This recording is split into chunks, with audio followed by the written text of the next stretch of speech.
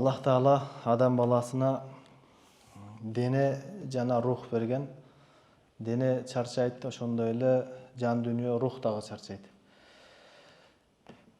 Дене чарчаган болсо, бирок жан дүнүйөсү күчтүү болуп турган адам ал алсырабайт, ал аракеттен токтобойт. Эгерде тескерисинче жан дүнүйө чарчап калган болсо, дене канчалык күчтүү болбосун, аны менен бир натыйжага жетиш мүмкүн эмес.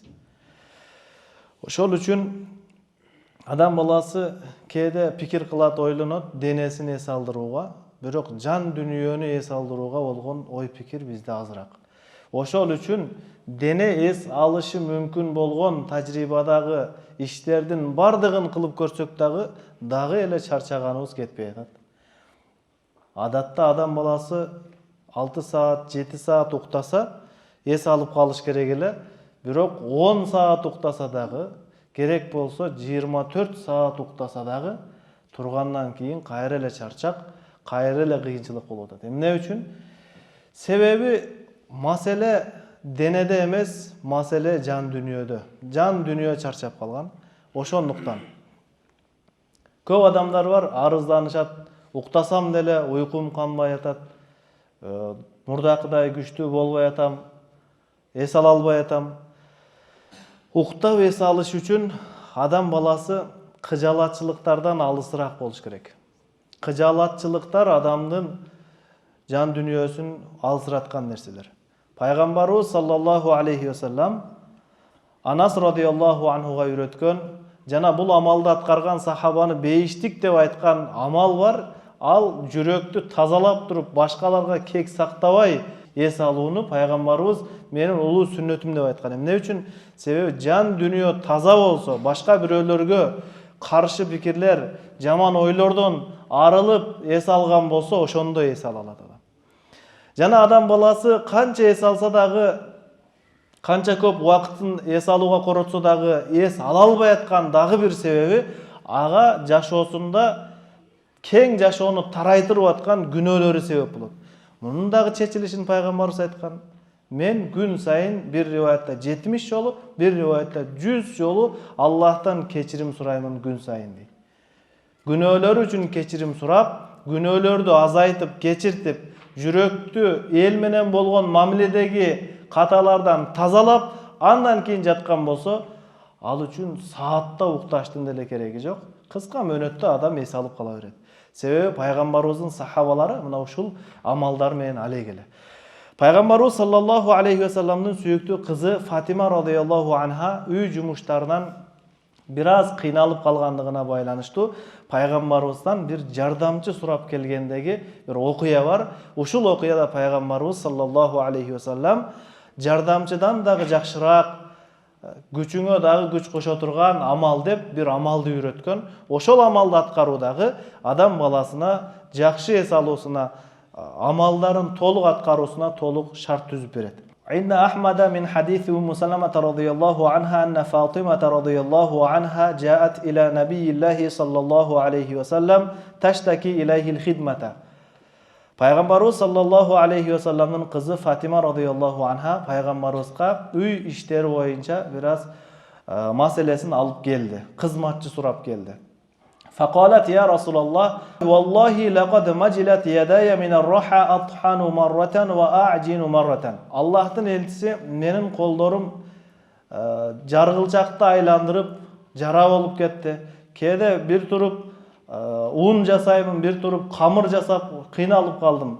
فقال لها رسول الله إن يرزقك الله شيئا يأتيك. Эгер Аллах сага рызкыңа жазган болсо, кызматчы дагы болот иншалла деп айтты. Эми бул маселенин чечилиш жолун пайгамбарыбыз саллаллаху алейхи вассалам башкача ыкма менен баяндап атат. Васаадуллуки аля хайрин мин залик. Кызматчы алгандан дагы жакшыраак бир нерсе үйрөтөйүнбү сага деди.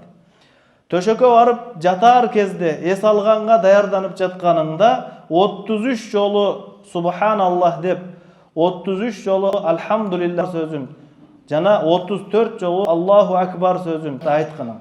Фазалика миатун. Мына ушинтсең 100 болот дагы. Хайрул лаки минал хадим. Сага кызматчыдан да жакшыраак дейт. Бул жерде эмне айтылып атат? Кызматчы адам баласына bir материалдык жактан жардам берет. Бул жерде айтылган зикирлер адам баласына моралдык жактан күч тартуулайт. Маселе жардамчынын бар жоктугунда эмес, адамдын өзү жан дүнүйөсү күчтүү болуусунда. Ошол үчүн кечинде жан дүнүйөңө азык болгон Аллахты мактап, аруулап, Аллахтын улуулуктугун баяндап туруп жүз жолу. Андан кийин эс алгын, сен кызматчыга дагы муктаж болбой тургандай күчтүү болуп каласың деди.